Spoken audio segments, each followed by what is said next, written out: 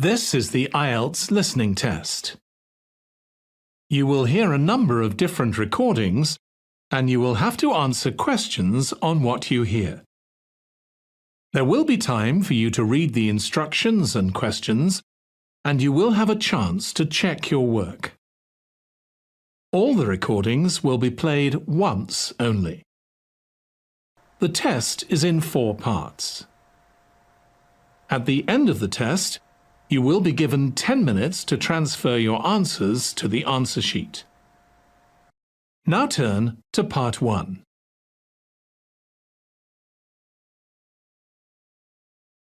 Part 1. Listen to the conversation between Fred and Mary, who are talking about a farewell party, and answer questions 1 to 4.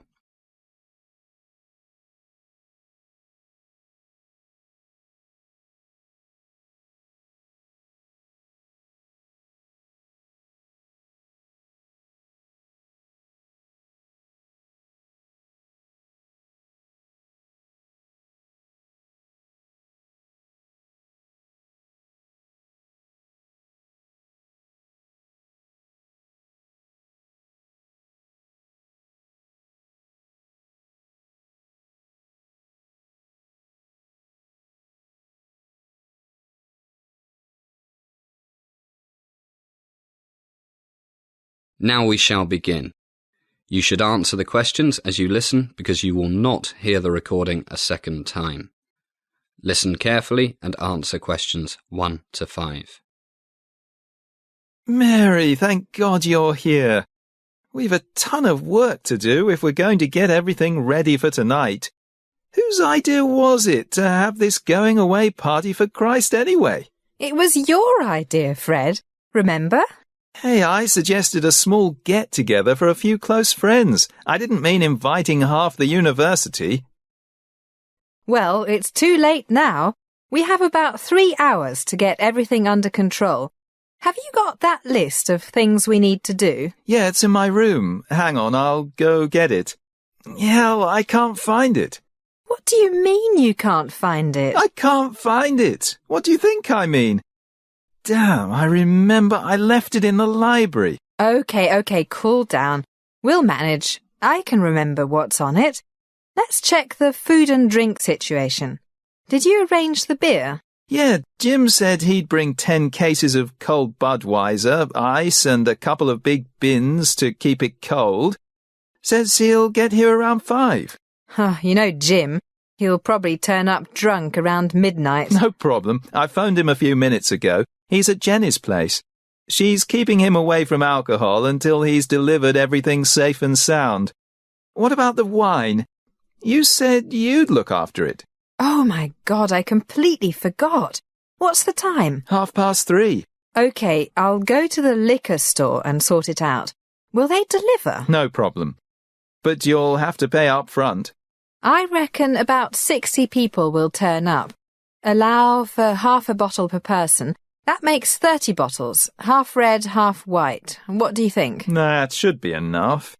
Better to have too much than too little. Why not make it 40? 25 red and 15 white. As the conversation continues, answer questions 5 to 10.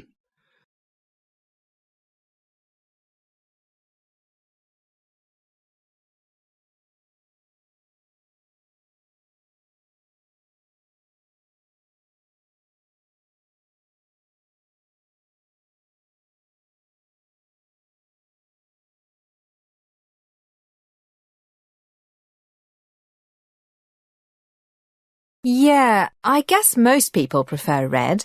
Where's the nearest liquor store? Not far. Go out the front door, turn right. Sorry, left. Take the 2nd street on your right and it's 300 yards down on the left, just before you get to the park. Okay, I'll go in a few minutes. Let's first make a quick list to make sure we haven't forgotten anything. Glasses. What about glasses? Sally borrowed 100 beer glasses and 100 wine glasses from the student bar. They're in the cupboard. Should be enough. Yeah, should be. What about the barbecue? I've got 2 barbecues and plenty of charcoal out the back. And Jane and I spent 3 hours yesterday getting the steaks, chicken legs and sausages ready. They're all in the big fridge. Should taste terrific. Tons of garlic, pepper and soy sauce. No MSG. Sounds good. What about plates and things? Sally has looked after that as well. She's borrowed them from the bar too. They're in the cupboard with the glasses. You know Sally refuses to use throwaway things. Bad for the environment. Good for her. Oh, just remembered. Could you pick up another 20 loaves of French bread and a few packets of paper napkins? No problem. Is there a shop on the way? There's a supermarket just before you get to the liquor store. Can you manage everything or should I go with you? I'll manage. I've got this huge rucksack. No problem. Damn, just remembered. I'm over my limit on my credit card. Have you got $500 on you? We'll work out who owes who how much later. No problem. I took out $1,000 this morning. Here's 500. Ta. OK, I'll get going. See you in a while. Ciao. See you.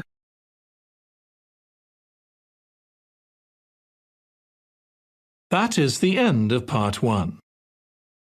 You now have 1 minute to check your answers to part 1.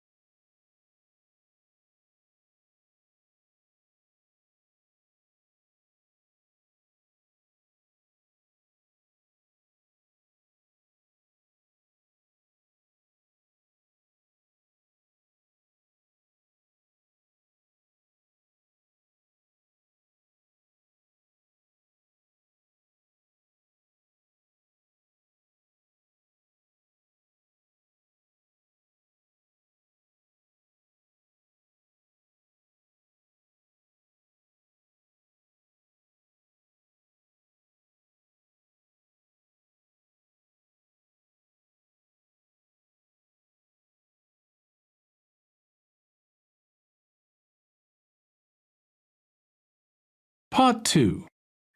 You are going to hear a talk by Richard Thomas, who is the head of the chemistry department of a college. He is going to give a brief introduction of the college, and you must answer questions according to what you hear. Now first look at questions 11 to 15.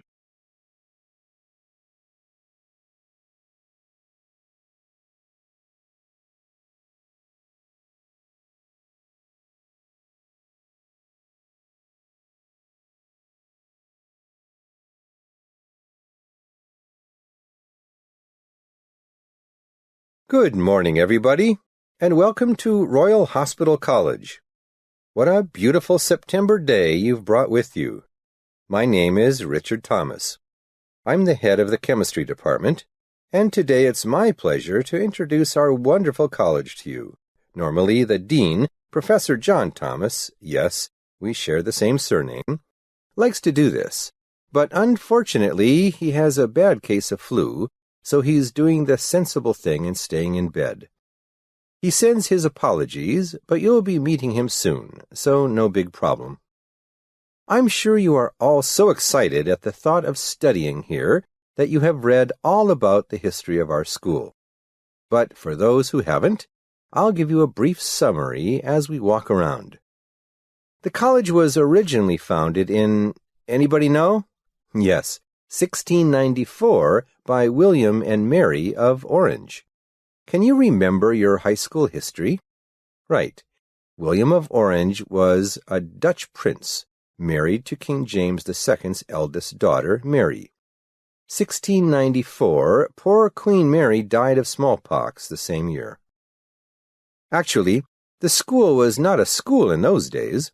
It was a hospital for retired sailors of the Royal Navy. And it wasn't here, in the beautiful countryside of East England.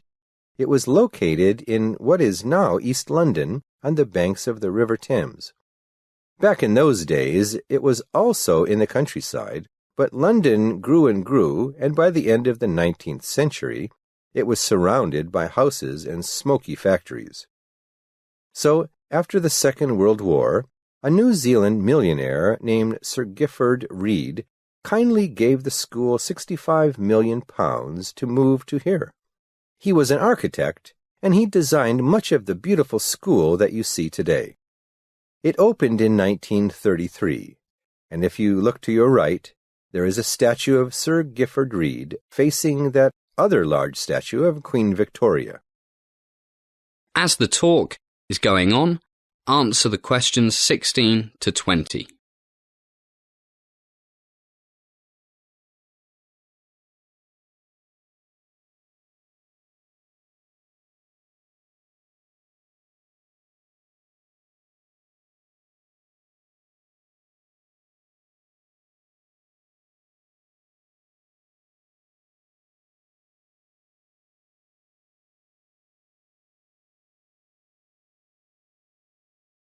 Okay, let's jump back to the 1700s. In the 1780s, the Royal Hospital was changed into a school for the orphans of officers and men of the Royal Navy, and they added the word college to the name. For nearly 100 years, it was coeducational. But in 1868, the Board of Governors decided to make it boys only. Much more boring, don't you think? And it stayed that way right up until 1991, when the school became coeducational again. Okay, and here we are at the school church. Do we have any musicians with us? You? Wonderful. What do you play? Piano and organ. Oh, you'll love it here. Our church has the largest organ in England, and we often have recording companies, the BBC, etc., coming here to record. And our staff and students are more than welcome to play it. In fact, there's a waiting list. It's very popular. In fact, the school is very well known for its choir and orchestra. I sing in the choir, and last summer we toured North America. Great fun. A healthy mind in a healthy body, as the Romans used to say. Which brings us to our gym and swimming pool. Both are open from 6 in the morning till 11 at night, 7 days a week. The gym has everything you need for aerobics, weight training, martial arts, basketball, gymnastics, and even an indoor running track. So there's no excuse for not keeping fit. And of course, we have all the usual team sports: soccer, basketball. Our women's basketball team won the All England Universities Championship this year. Rugby, water polo, no American football. So you see, we are quite a sporty lot here. And we also study sometimes. Here's the main library. I'm afraid we can't go in because it's being redecorated. It's supposed to open again this Wednesday, but it looks to me that it'll be a bit late. And here's the coffee shop. Why don't we stop here for a drink? Agree? Jolly good.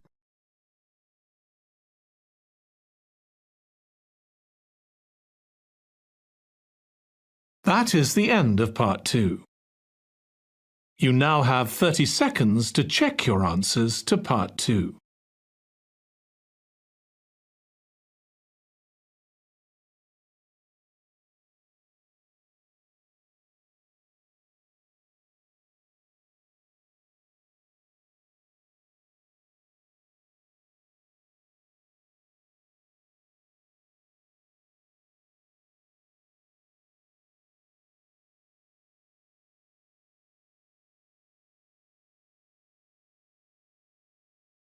Part 3. You will hear a man inquiring about college courses. First, you have some time to look at questions 21 to 25.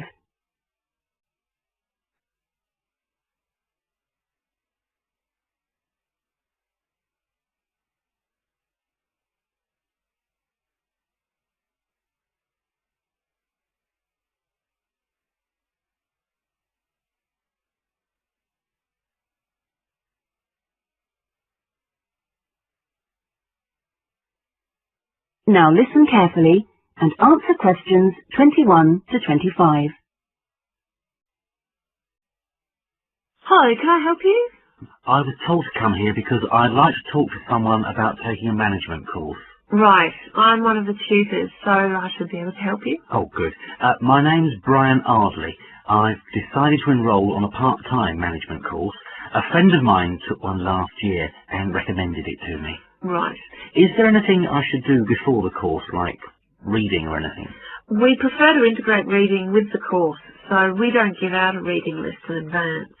But we like people to write a case study describing an organisation they know. I've already done that, as my friends told me you wanted one. But would it be possible to sit in on a teaching session to see what it's like? I haven't been a student for quite a while. Fine. Just let me know which date and I'll arrange it with the tutor. Now, could I ask you about the college facilities, please? Anything in particular? Well, the course is 1 day a week, all day, isn't it? So presumably it's possible to buy food. Yes, the refectory's open all day. Does it cater for special diets? I have some food allergies. Provided you warn the refectory in advance, it won't be a problem. Good. What about facilities for young children? I'd like to bring my daughter here while I'm studying. How old is she? 3. Then she's eligible to join the nursery, which is supervised by a qualified nursery nurse. The waiting list for a place is quite long, though, so you ought to apply now. Okay. I don't know if our careers advice service would be of any interest to you.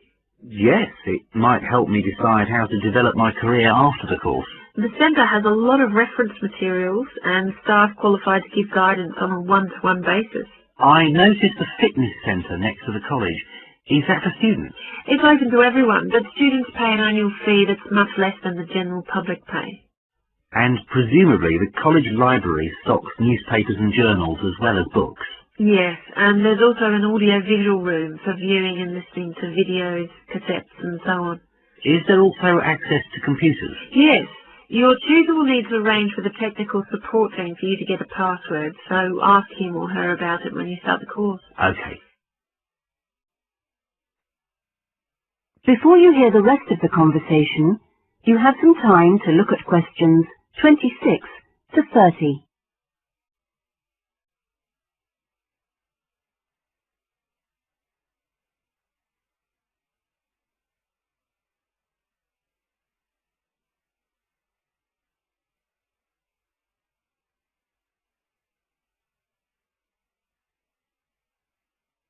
Now listen and answer questions 26 to 30.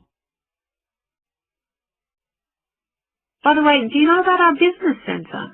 No? What's that?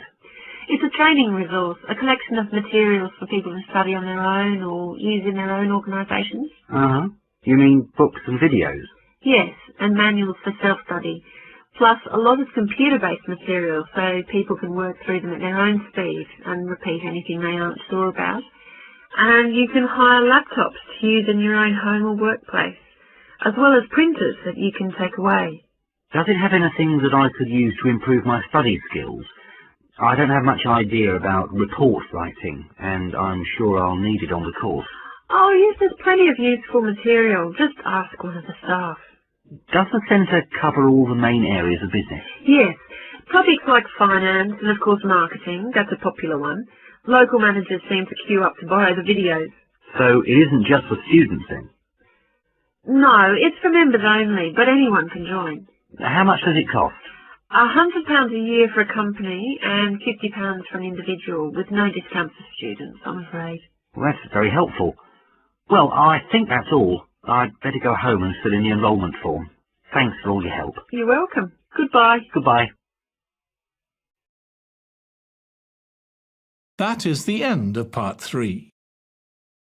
You now have 30 seconds to check your answers to part 3.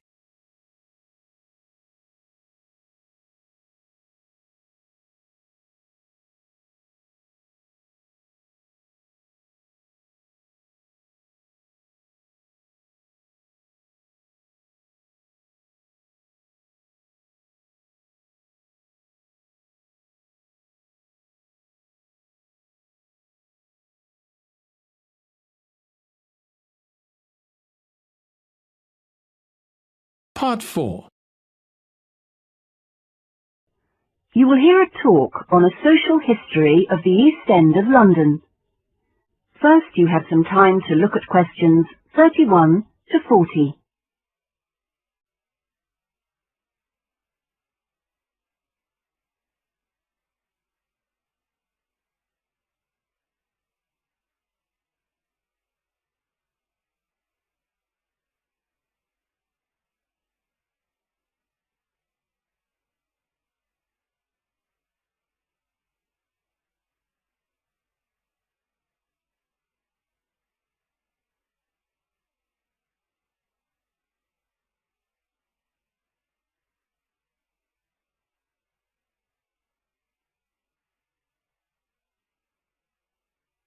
Now listen carefully and answer questions 31 to 40.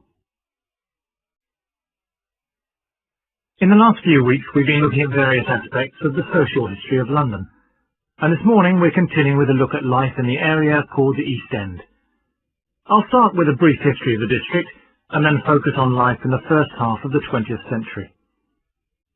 Back in the 1st to the 4th centuries AD, when the Romans controlled England, London grew into a town of 45,000 people, and what's now the East End, the area by the River Thames and along the road heading north-east from London to the coast, consisted of farmland with crops and livestock, which helped to feed that population.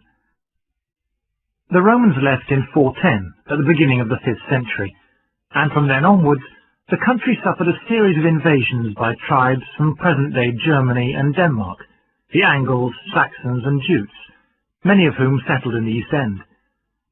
The technology they introduced meant that metal and leather goods were produced there for the first time. And as the East End was by the river, ships could transport goods between there and foreign markets. In the 11th century, in 1066 to be precise, the Normans conquered England, and during the next few centuries London became one of the most powerful and prosperous cities in Europe. The East End benefited from this, and because there were fewer restrictions there than in the city itself, plenty of newcomers settled there from abroad, bringing their skills as workers, merchants or moneylenders during the next few hundred years. In the 16th century, the first dock was dug, where ships were constructed, eventually making the East End the focus of massive international trade. And in the late 16th century, when much of the rest of England was suffering economically, a lot of agricultural workers came to the East End to look for alternative work. In the 17th century, the East End was still a series of separate, semi-rural settlements. There was a shortage of accommodation, so marshland was drained and built on to house the large numbers of people now living there. By the 19th century, London was the busiest port in the world, and this became the main source of employment in the East End. Those who could afford to live in more pleasant surroundings moved out, and the area became one where the vast majority of people lived in extreme poverty and suffered from appalling sanitary conditions.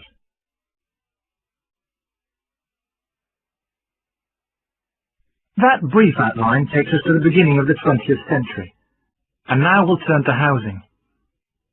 At the beginning of the century, living conditions for the majority of working people in East London were very basic indeed. Houses were crowded closely together, and usually very badly built, because there was no regulation. But the poor and needy were attracted by the possibility of work, and they had to be housed. It was the availability rather than the condition of the housing that was a major concern for tenants and landlords alike. Few houses had electricity at this time, so other sources of power were used, like coal for the fires which heated perhaps just one room. Of course, the smoke from these contributed a great deal to the air pollution for which London used to be famous.